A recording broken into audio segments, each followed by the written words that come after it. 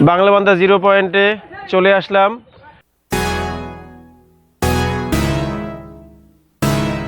পঞ্চগড়ের তেঁতুলিয়া ভারতের দার্জিলিং এর কাছাকাছি একটি উপজেলা। দৃষ্টিনন্দন এই উপজেলাটি আসলে দেখতে পারবেন এর প্রাকৃতিক সৌন্দর্য।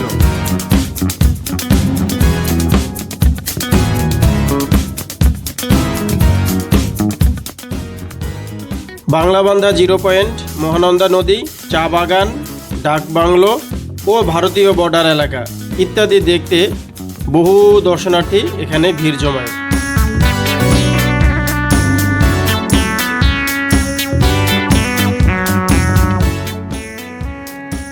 আজ থাকতেছে আপনাদের জন্য সব কিছু নিয়ে একটি পূর্ণাঙ্গ ডকুমেন্টারি, তাই ভিডিওটি শেষ পর্যন্ত দেখার অনুরোধ রইল।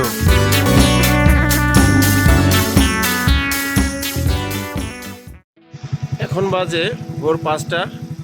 আমি আর আমার বন্ধু সোহাগ রওনা দিলাম তেঁতুলিয়া যাওয়ার উদ্দেশ্যে। আজ বের হয়েছি উত্তরের প্রবেশদ্বার বাংলাবান্ধা যাওয়ার জন্য। সেখানে আপনাদের দেখাবো বাংলাবান্ধা স্থলবন্দর, ভারত ও বাংলাদেশের চা বাগান, মহানন্দা নদী ও প্রধান আকর্ষণ কাঞ্চনজঙ্ঘা পাহাড়।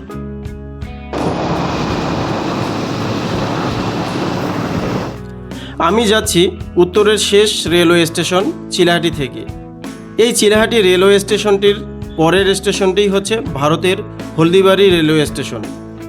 এই স্টেশন দুটির মাধ্যমেই বাংলাদেশ ও ভারতের রেল যোগাযোগ প্রতিষ্ঠিত হয়। তবে এই রুটটি ব্রিটিশ আমলেই তৈরি ছিল। এই সম্পর্কে আমার একটি পূর্ণাঙ্গ ভিডিও আসতেছে।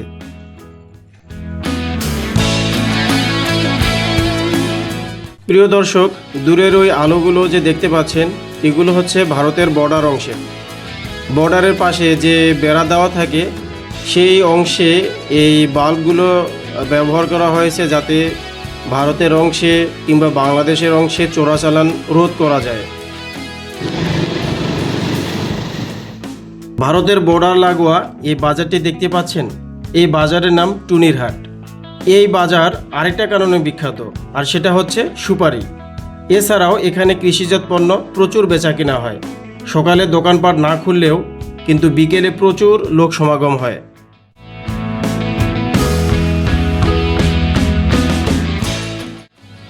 দেখতে দেখতে আমরা এখন পঞ্চগড়ে। এই পঞ্চগড়ে কিছুক্ষণ বিশ্রাম নিয়ে তারপর আবার রওনা দিব তেঁতুলিয়ার দিকে। আমরা দুই বন্ধুই ভোর 5টার দিকে রওনা দিয়েছিলাম চিলাহাটি থেকে, আর এখন বাজে 6টা। 1 ঘন্টা সময় লাগলো এই পঞ্চগড় আসতে। এই পঞ্চগড়ে এখন আমরা নাস্তা সেরে তেঁতুলিয়ার উদ্দেশ্যে রওনা দিব। আর পঞ্চগড় শহরটি অনেক বড় শহর, তবে আমরা এখন পঞ্চগড় মেইন শহর থেকে একটু বাইরে আসছি, যার কারণে অনেক কিছু দেখতে পাচ্ছি না। আমরা তো এই পাশ দিয়ে রওনা দিব। নাস্তা সেরে এখন রওনা দিচ্ছি তেঁতুলিয়ার উদ্দেশ্যে। তো তেঁতুলিয়া যাওয়ার পথে কী কী থাকতেছে সেটা তুলে ধরবো।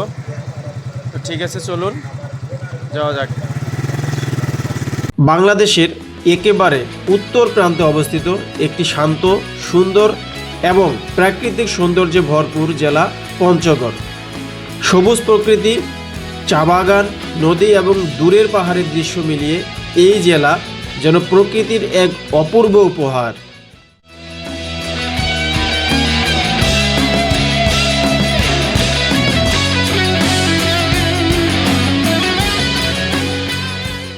পঞ্চগড় জেলা প্রতিষ্ঠিত হয় 1984 সালে। এটি বাংলাদেশের রংপুর বিভাগের অন্তর্গত। উত্তরে ভারতের পশ্চিমবঙ্গ, দক্ষিণে ঠাকুরগাঁও এবং পূর্বে নীলফামারী জেলা অবস্থিত। ভৌগোলিক অবস্থানের কারণে এখানকার আবহাওয়া তুলনামূলকভাবে ঠান্ডা এবং শীতকালে কুয়াশায় ঢাকা এক মনোরম পরিবেশ তৈরি হয়।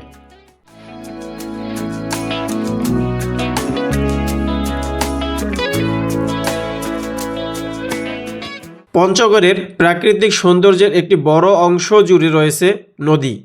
জেলার মধ্য দিয়ে প্রবাহিত হয়েছে করতোয়া নদী, তালমা নদী এবং মহানন্দা নদী। এই নদীগুলো এলাকার কৃষি ও মানুষের জীবনে গুরুত্বপূর্ণ ভূমিকা রাখে।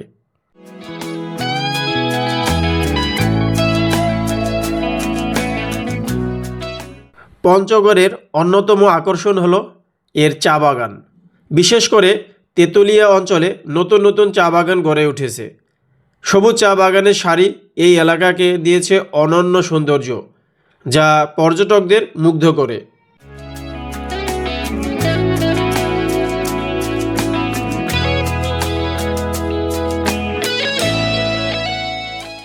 পঞ্চগড়ের সবচেয়ে জনপ্রিয় পর্যটন স্থানগুলোর মধ্যে একটি হলো বাংলাবান্ধা জিরো পয়েন্ট। এটি বাংলাদেশের সর্ব উত্তরের স্থলবন্দর। এখান থেকে খুব কাছেই ভারতের সীমান্ত দেখা যায়। অনেক পর্যটক শুধু এই জায়গাটি দেখার জন্যই পঞ্চগড়ে আসেন।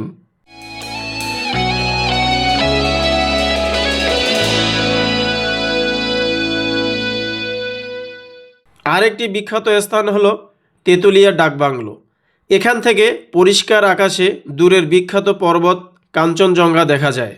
সূর্যোদয়ের সময় কাঞ্চনজঙ্ঘার দৃশ্য সত্যিই অবিশ্বাস্য সুন্দর।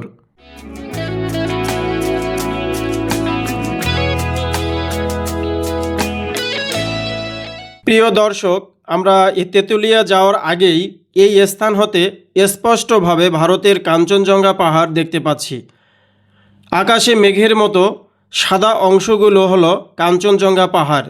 তবে যে স্থান হতে ভালোভাবে দেখা যায় সেখানে যেতে এখনও অনেক পথ বাকি।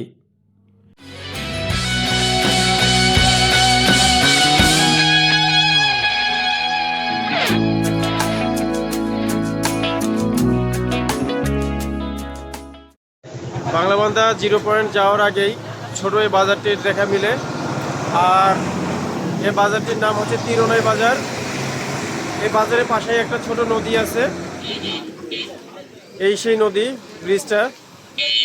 আর এই নদীর নাম অনুসারেই এই বাজারটির নামকরণ করা হয়।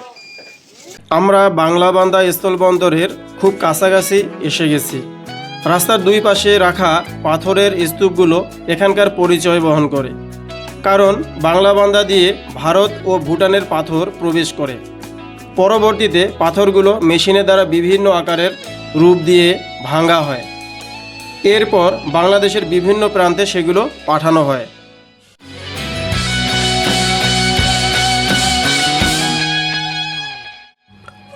বাংলাবান্ধা স্থলবন্দর বাংলাদেশের সর্ব উত্তরের একটি গুরুত্বপূর্ণ সীমান্ত এলাকা। এটি বাংলাদেশের প্রবেশদ্বারও বলা হয়। এটি তেঁতুলিয়া উপজেলায় এবং পঞ্চগড় জেলায় অবস্থিত। এটি বাংলাদেশের একটি গুরুত্বপূর্ণ স্থলবন্দর, যার মাধ্যমে ভারতসহ অন্যান্য দেশের সঙ্গে বাণিজ্যিক পণ্য আমদানি ও রপ্তানি হয়। এখান থেকে পরিষ্কার আকাশে দূরের বিখ্যাত পর্বত কাঞ্চনজঙ্ঘা দেখা যায়, যা পর্যটকদের জন্য বড় আকর্ষণ। আমরা বাংলাবান্ধা জিরো পয়েন্টের একদম কাছাকাছি পৌঁছে গেছি। রাস্তার পাশে যে ট্রাকগুলো দেখতেছেন, এগুলো সব ভারত ও ভুটান থেকে আসা ট্রাক। এসব ট্রাকে শুধু পাথরেই আসে বাংলাদেশে, তবে এখন দাঁড়িয়ে আছে ভারতে প্রবেশ করার জন্য। বাংলাবান্ধা জিরো পয়েন্টে চলে আসলাম। আর এই বাংলাবান্ধা জিরো পয়েন্টের সামনে যে বিশাল এই সাইনবোর্ডটি দেখতে পাচ্ছেন, এই সাইনবোর্ডটিতে বিভিন্ন এলাকার দূরত্ব এখানে তুলে ধরা হয়েছে। যেমন ধরুন, শিলিগুড়ি এখান থেকে 16 কিলোমিটার দূরে, দার্জিলিং 77 কিলোমিটার, গ্যাংটক 133 কিলোমিটার, এছাড়া রয়েছে সিকিম 154, থিম্পু যেটা ভুটানের রাজধানী এখান থেকে 286 কিলোমিটার, আর কাঠমান্ডু নেপালের রাজধানী সেটা হচ্ছে 494 কিলোমিটার। আর এই পাশটাতে যদি আপনারা দেখতে পাচ্ছেন, ওই যে বিদ্যুতের যে খুঁটিগুলো দেখা পাচ্ছেন বা পিলার যাই বলি না কেন, এই পিলারের নিচেই ভারতের বেড়াকাটা দেওয়া আছে এবং সেখানে যে বাড়িঘরগুলো দেখতে পাচ্ছেন সেগুলো হচ্ছে ভারতের। ঠিক এরকম এটা এদিক দিয়ে ঘুরে আবার এখানে একটু দূরত্ব সৃষ্টি হয়েছে, আবার ওই দিক দিয়ে আবার এইদিকে আরেকটা কাছাকাছি এসে গেছে। অর্থাৎ এটা আমি যেখানে দাঁড়িয়ে আছি এটা চিকেন নেকের খুব কাছাকাছি। আর কিছুক্ষণ পরেই আমরা 9টা বাজলেই আর একটু সামনে যেতে পারবো। তার আগে এখন পর্যন্ত যেতে পারবো না, তো সামনে গেলে আরও কিছু দেখা যাবে। আমাদের এখন সামনে যেতে হবে, তবে সকাল 9টা বাজতে হবে। এখানকার নিয়ম হচ্ছে যে ভারতের বর্ডারে ওদের বিএসএফ সকাল 9টায় উপস্থিত হয়, তারপর গেট খুলে, যার কারণে এদিকেও বিজিবি 0 পয়েন্টে কাউকে যেতে দেয় না।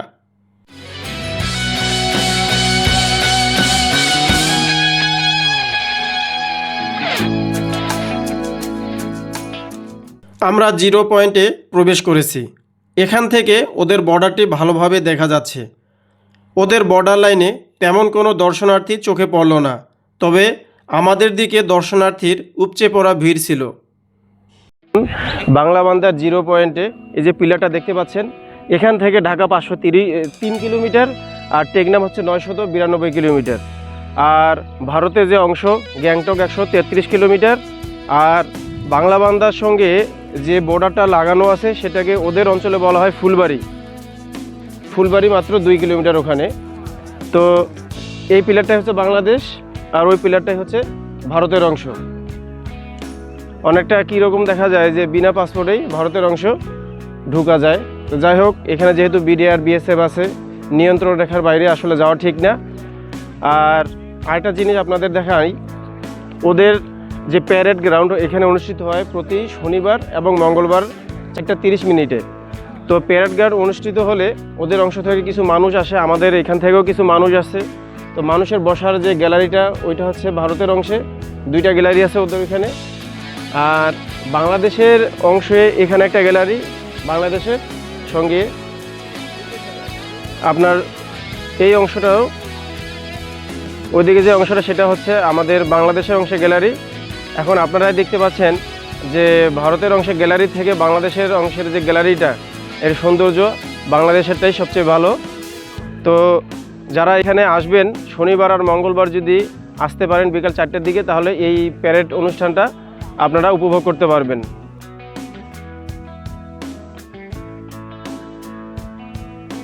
তো যেমনটা বলেছিলাম, এখানে প্রতি শনিবার ও মঙ্গলবার বিকেল 4:30 মিনিটে উভয় দেশের মধ্যে প্যারেড অনুষ্ঠিত হয়। বাংলাদেশ অংশে এজন্য দৃষ্টিনন্দন একটি গ্যালারি তৈরি করা হয়েছে, সেই সাথে এখানে একটি ফুড কর্নারও আছে। দর্শক, এই যে সাদা পিলারটি দেখতে পাচ্ছেন, এটাই হচ্ছে 0 পয়েন্ট। এটার একটা অংশে বাংলা, অন্য অংশে ভারত, সেটা চিহ্ন হিসেবে রেখে দিয়েছে। আর পিলারের ওই পাশে যে বাঁশ ঝাড়টা দেখতেছেন, ওটাই হচ্ছে ভারতের অংশ। আর এই দিকে যে বাঁশ ঝাড়টা দেখতে পাচ্ছেন, এই বাঁশ ঝাড়টা হচ্ছে আমাদের বাংলাদেশের অংশে। দর্শক, আপনারা এখন দেখতে পাচ্ছেন ভারতীয় অংশে বিএসএফ জওয়ানরা প্রশিক্ষণ দিচ্ছে, তো সেটা উপভোগ করি এখন।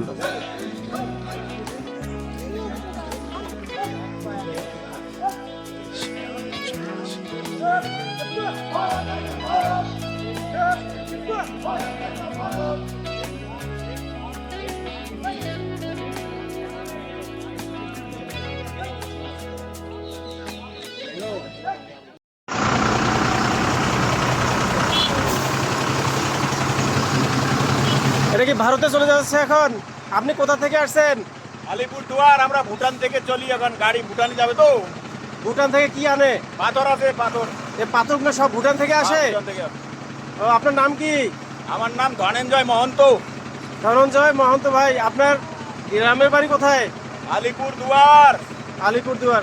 ঠিক আছে ভাইয়া, ভালো থাকবেন। আপনি কোথা থেকে আসছেন? एनटीआर से आया है, फुलवाड़ी बॉर्डर से। ফুলবাড়ি থেকে। আপনি কি নিয়ে আসছেন এই ট্রাকে? पाथर পাথর? কোথা থেকে পাথরটা কোথা থেকে আসছে? पाथर आता है फुलवाड़ी से। ভুটান থেকে নাকি পাথর আসে? ना, ना, ना। ये आता है उदलावाड़ी से, इधर से फिर फुलवाड़ी से बांग्लादेश आता है, भूटान का नहीं है। ও আচ্ছা আচ্ছা। ভারতীয় বিএসএফ হতে গ্রিন সিগন্যাল পাওয়ার পর ট্রাকগুলো এখন ভারতে প্রবেশ করতেছে। এভাবে প্রতিদিন একই নিয়মে ট্রাকগুলো যাওয়া আসা করে।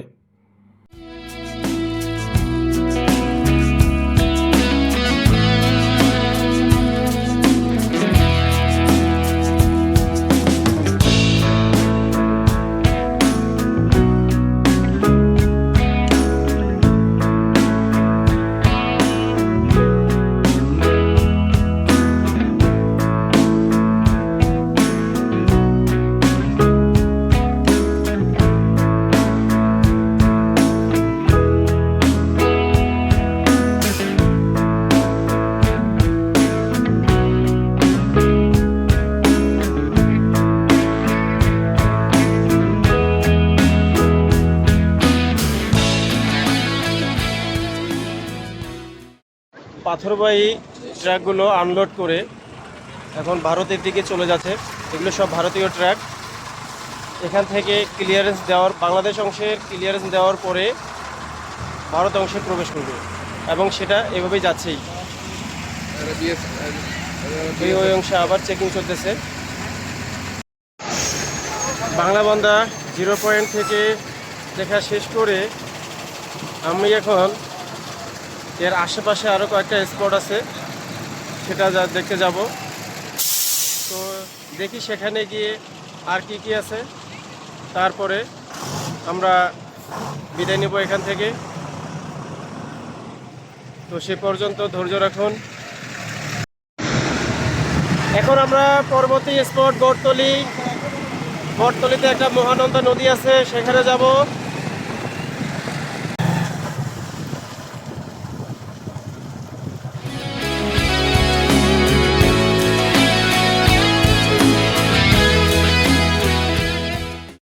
দর্শক, এই যে এখন যে নদীটা আপনারা দেখতে পাচ্ছেন, এটা কিন্তু আপনার ভারত হয়ে প্রবেশ করছে বাংলাদেশে।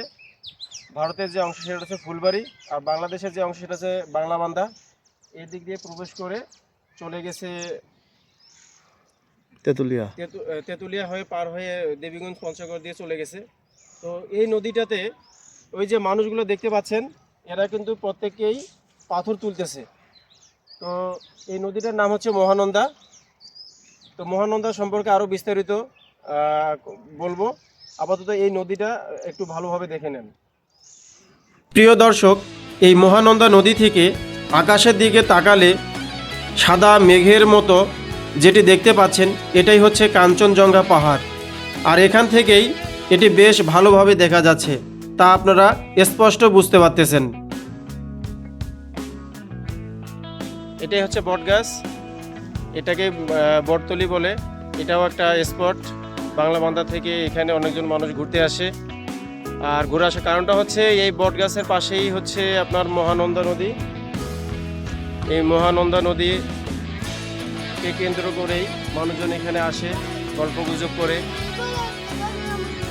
এখানে মহানন্দা নদীতে অনেকেই এই যে পাথর তুলে। দর্শক, এই যে মহানন্দা নদীটা দেখতে পাচ্ছেন, এই মহানন্দা নদীর অপোজিট পাশটাই হচ্ছে ভারত, এবং এখানে ভারতের খুব কাছাকাছি, এই জায়গাটার খুব কাছাকাছি একটা বিমানবন্দর রয়েছে। তাই এখানে প্রায়শই বিমান উঠতেছে এবং নামতেছে। বাংলাদেশের সর্ব উত্তরের প্রাকৃতিক সৌন্দর্যে ভরা একটি এলাকা হলো তেঁতুলিয়া। এই অঞ্চলের অন্যতম আকর্ষণ হলো মহানন্দা নদী। পাহাড়ি অঞ্চল থেকে নেমে আসা এই নদী তেঁতুলিয়ার বাংলাবান্ধা এলাকার পাশ দিয়ে প্রবাহিত হয়ে পুরো এলাকাকে করেছে আরও সুন্দর ও জীবন্ত। মহানন্দা নদীর উৎপত্তি ভারতের দার্জিলিং পাহাড়ি এলাকায়। সেখান থেকে নদীটি বিভিন্ন অঞ্চল অতিক্রম করে সীমান্তবর্তী এলাকায় এসে তেঁতুলিয়ার পাশ দিয়ে প্রবাহিত হয়। নদীর স্বচ্ছ পানি, সবুজ তীরভূমি এবং শান্ত পরিবেশ এখানে এক অনন্য প্রাকৃতিক দৃশ্য সৃষ্টি করেছে।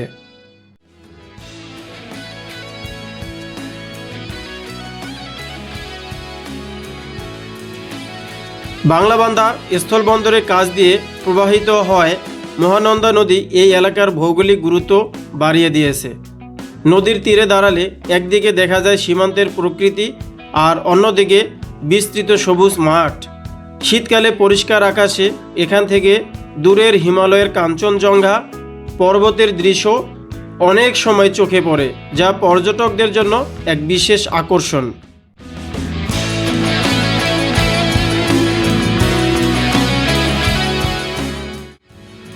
স্থানীয় মানুষের জীবনের সঙ্গেও মহানন্দা নদী গভীরভাবে জড়িত। এই নদীর পানি দিয়ে আশেপাশের জমিতে সেচ দেওয়া হয় এবং অনেক জেলে এখান থেকে মাছ ধরে জীবিকা নির্বাহ করে। এছাড়াও এই নদী হতে প্রচুর পাথর উত্তোলন করা হয়। বর্ষাকালে নদীর পানি বেড়ে যায় এবং চারপাশের জমি উর্বর করে তোলে।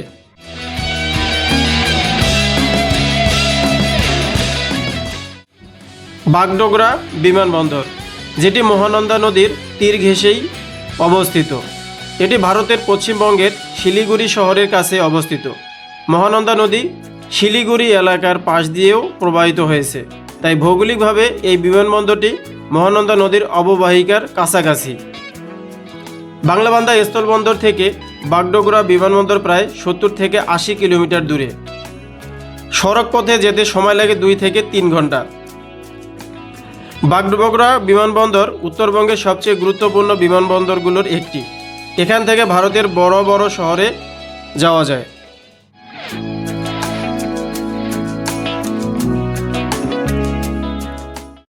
আমি এখন তেঁতুলিয়া 0 পয়েন্টে চলে আসছি। এখানে একটা পার্ক আছে তেঁতুলিয়ার, তো এখন পার্কে যাব। তো চলুন যাওয়া যাক। এখানে বিভিন্ন প্রান্ত থেকে মানুষজন আসছে গাড়ি ভাড়া করে। প্রিয় দর্শক, আমরা এখন তেঁতুলিয়া ডাক বাংলোতে প্রবেশ করব। এটিতে প্রবেশ করার জন্য কোনো নির্ধারিত ফি নাই। এ অঞ্চলে যারা ঘুরতে আসে তারা সবাই এখানে আসে এর সৌন্দর্য উপভোগ করার জন্য। আপনারা ইতিমধ্যেই দেখতে পেয়েছেন যে বহু দূর দূরান্ত হতে বাস ভাড়া করে এখানে আসছে ভ্রমণপ্রিয় মানুষরা। চা পাতা বিক্রি করে। চা পাতা কেজি কত করে?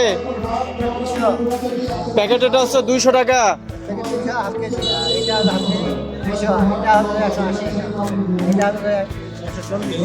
140। ডাক বাংলোটি জেলা পরিষদ কর্তৃক পরিচালিত। এর পাশাপাশি তেঁতুলিয়া উপজেলা পরিষদ কর্তৃক নির্মিত একটি পিকনিক কর্নার রয়েছে। উক্ত স্থান দুইটি পাশাপাশি অবস্থিত হওয়ায় সৌন্দর্য বর্ধনের বেশি ভূমিকা পালন করেছে। সৌন্দর্য বর্ধনে এই স্থান দুইটির সম্পর্ক যেন মুদ্রার এপিঠ ওপিঠ। মহানন্দা নদীর তীর ঘেঁষা ভারতের সীমান্ত সংলগ্ন সুউচ্চ গড়ের উপর সাধারণ ভূমি হতে প্রায় 15 থেকে 20 মিটার উঁচুতে ডাক বাংলো এবং পিকনিক কর্নারটি অবস্থিত।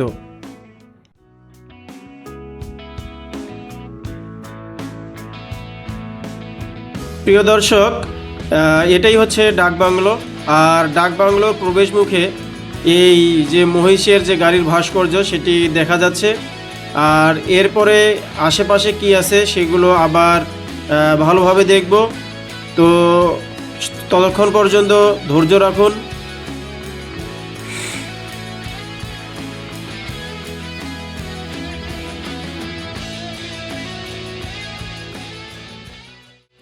ভিতরে প্রবেশ করলেই দেখতে পাবেন সৌন্দর্য বর্ধনকারী কিছু ভাস্কর্য, সঙ্গে বসার স্থান এবং সুন্দর সুন্দর রাস্তা, সেই সঙ্গে সৌন্দর্য বর্ধনকারী কিছু গাছপালা।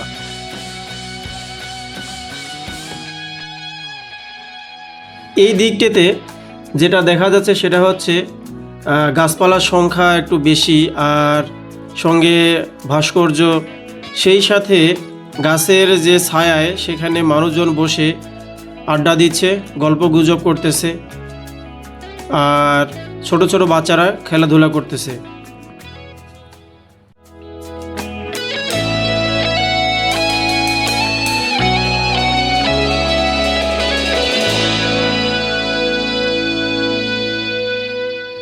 বাংলোর এই অংশটিতেই বেশ চমৎকার লাগতেছে, কারণ এখানে ভাস্কর্য ছাড়াও বসার সুন্দর সুন্দর জায়গা, আর এই জায়গাটিতে বেশ ছায়াও আছে, আর বাচ্চাদের খেলাধুলা করার জন্য এই যে চরকি, তো এই জায়গাটি বেশ সুন্দর।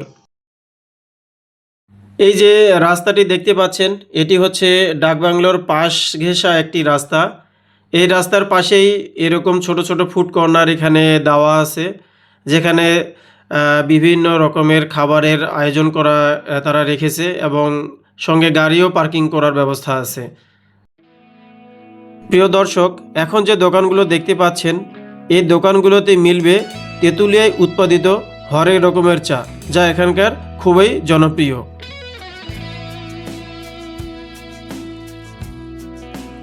এই জায়গাটি থেকে সবচেয়ে বেশি সুন্দর দেখায় সেটা হচ্ছে কাঞ্চনজঙ্ঘা পাহাড় আর এই মহানন্দা নদী। শান্ত শীতল এই জায়গাটিতে বসে সবাই গল্প গুজব করতে পছন্দ করে এবং সেই সাথে এই জায়গাটিকে উপভোগ করে। আমি এবার ডাকবাংলো থেকে একটু নিচে নামছি নদীটিকে ভালোভাবে দেখার জন্য। তা নেমে যেটা দেখলাম সেটা হচ্ছে অসংখ্য ব্লক দেওয়া আছে যাতে নদীটি আর না ভাঙে এখান থেকে। আর নদীর ওপারেই কিন্তু ভারত, ওপারে ভারতের চা বাগান দেখা যাচ্ছে। আর পরিবেশটা অনেক সুন্দর, পানিও স্বচ্ছ, পানি সেই সঙ্গে ঠান্ডা। আর এই নদীতে নেমে অনেকেই গোসল করে, গোসলের জন্য উৎকৃষ্ট মানের পানি, এটা খুব ভালো লাগে সবাইকে, তাই এখানে নেমে গোসল করে।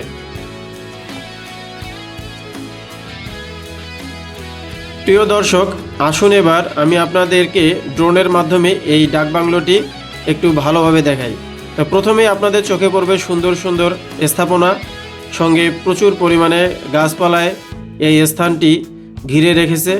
আর পাশ দিয়ে বয়ে চলা এই মহানন্দা নদী, নদীর ওপারে রয়েছে ভারতের অংশ, সেখানেও দেখা যাচ্ছে যে চা বাগান এবং প্রচুর গাছপালা। তো সর্বোপরি এই স্থানটি একটি সুন্দর জায়গা। তো এখান থেকে এখন আমরা দেখা শেষ করে বিদায় নেব আরও নতুন একটি জায়গা দেখার জন্য। আমি এখন যে জায়গায় দাঁড়িয়ে আছি এটা হচ্ছে তেঁতুলিয়া পুরাতন বাজার। আর এখানে আসলে আপনারা যে জিনিসটা দেখতে পারবেন সেটা হচ্ছে ভারতের বাংলাদেশের বাংলাবান্ধা হয়ে যে নদীটা প্রবেশ করছে সেটা হচ্ছে মহানন্দা নদী।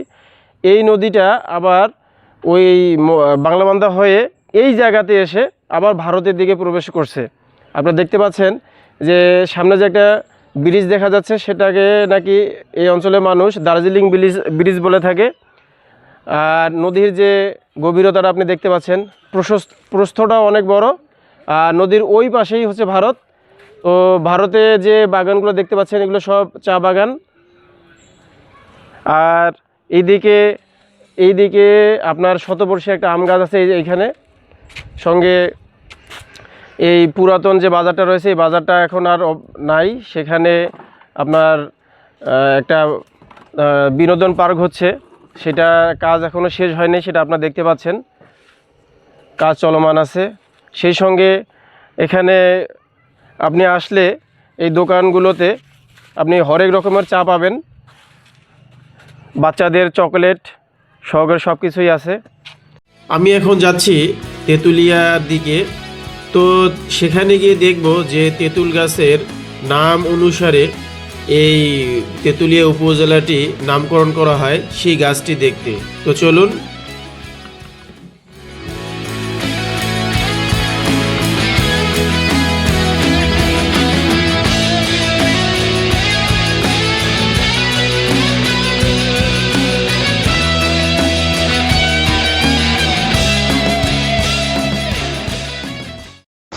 যে তেঁতুল গাছের নাম অনুসারে তেঁতুলিয়া হয়েছে সেই তেঁতুল গাছ হচ্ছে এটা, শতবর্ষী বয়সী একটি তেঁতুল গাছ।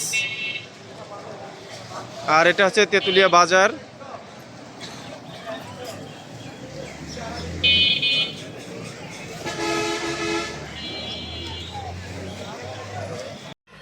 আমি তেঁতুলিয়া বাজারে দুপুরে খাবার শেষ করে এবার যাচ্ছি এমন একটি জায়গায় যা সত্যি বিস্ময়কর। এই যে রাস্তাটি দেখতে পাচ্ছেন এই রাস্তার একদম নিচেই হচ্ছে ভারতীয় চা বাগান, আর অপর প্রান্তে রয়েছে বাংলাদেশি চা বাগান। তো সেটা দেখার জন্যই এখন সামনে যাচ্ছি। তো চলুন গিয়ে দেখি কী রকম ভারতীয় চা বাগান আর বাংলাদেশি চা বাগান। তো এই জায়গাটিতে যাওয়ার আগেই সুন্দর একটা ব্রিজ দেখলাম এবং পাশে সুন্দর একটা নদী। তবে এই জায়গাটিতে এই তেঁতুলিয়া উপজেলা বলেন কিংবা পঞ্চগড় জেলায় বলেন, এখানে অনেক নদী দেখা যায়। এই নদীর সৌন্দর্যগুলো অনেক সুন্দর।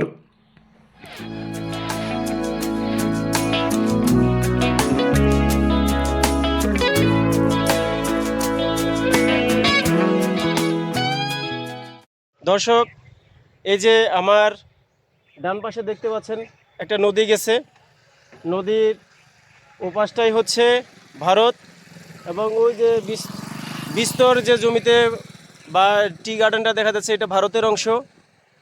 এই যে এই অংশটা হচ্ছে ভারতের, আবার নদীর এই অপোজিট সাইডটা হচ্ছে বাংলাদেশের। এই অঞ্চলেও অনেক বড় একটা টি বাগান দেখতেছি। প্রিয় দর্শক, আমি প্রথমেই বলেছিলাম যে চা বাগানের কথা, হ্যাঁ এটি হচ্ছে সেই চা বাগান। এই যে নদী দেখতে পাচ্ছেন, এটা হচ্ছে ভারতীয় অংশ। আর এই অংশে এই যে কালো কালো ছোট ছোট গাছগুলো, এগুলো হচ্ছে চা বাগান, এবং চা বাগানের ফাঁকে ফাঁকে আরও কিছু অন্যান্য গাছ আছে ছায়া দেওয়ার জন্য। আর রাস্তার অপোজিট পাশেই যে চা বাগানের গাছ দেখতেছেন, এটা হচ্ছে বাংলাদেশি চা বাগান। তো ড্রোন শ্যুটের মাধ্যমে দেখার উদ্দেশ্য হলো জিনিসটা আরও ভালো করে দেখা। আর এই চা বাগানগুলো অনেক বড় বড় বড়। তো আরও বিস্তারিত দেখাবো চা বাগানে গিয়ে। তো সে পর্যন্ত অপেক্ষায় থাকুন।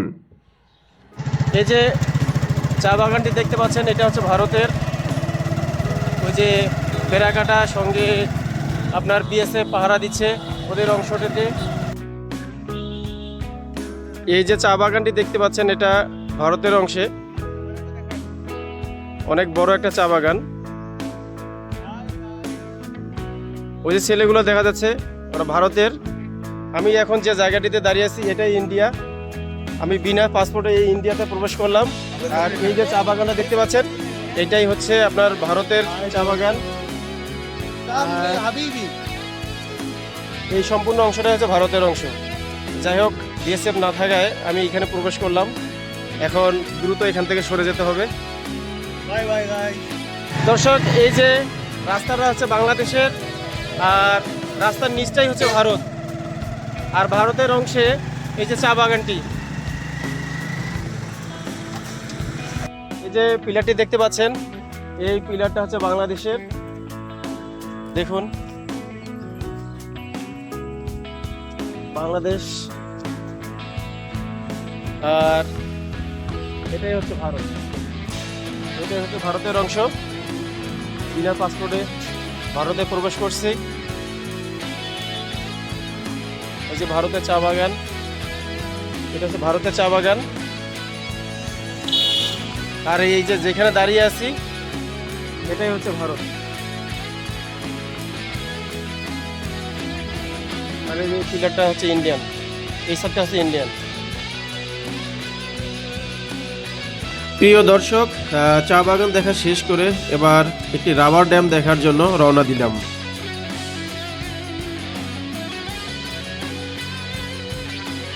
এই নদীটি দেখতে পাচ্ছেন, এই নদীটির নাম হচ্ছে তালমা নদী।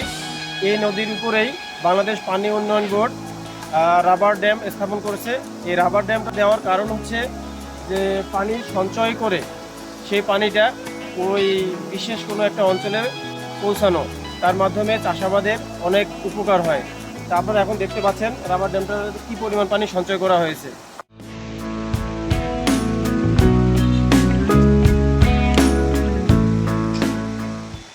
দর্শক, আজ এ পর্যন্তই। আগামীতে অন্য কোনো ভিডিও নিয়ে হাজির হব আপনাদের সামনে। আল্লাহ হাফেজ।